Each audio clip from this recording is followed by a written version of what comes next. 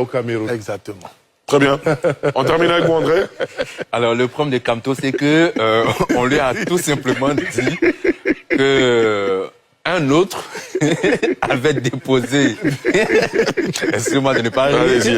avait déposé sa candidature à la place de son parti politique. Bon. Et donc, c'est celui-ci qui a été retenu. Voilà. Il arrive, on dit, bon, monsieur Dieudonné Yebga, qui était l'ancien président donc de son parti, a été le premier donc à déposer la candidature au nom de ce parti dont il avait été déjà viré. Et donc, c'est lui qui sera le candidat. Et il peut même pas être candidat indépendant. Du parti de monsieur Kamto. Alors, pour être plus sérieux, Paul Biya, il a été nommé Premier ministre pour la première fois, j'étais même pas encore né. Voilà, il est au pouvoir. Je veux dire, sa durée au pouvoir est plus vieille que plus de la moitié de la population camerounaise. Plus de 43 ans au pouvoir.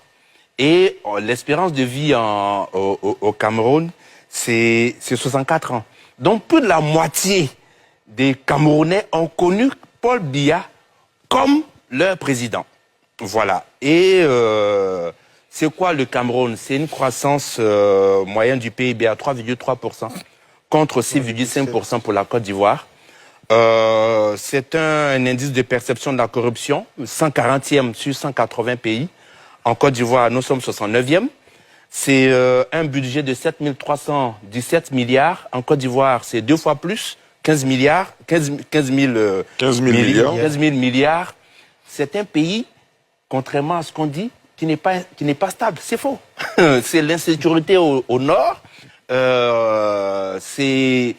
Donc, en fin de compte, pour reprendre l'expression donc de l'un des anciens conseillers de monsieur Paul Biya, monsieur Christian Eloka Penda, il a dit on n'est pas dans une démocratie.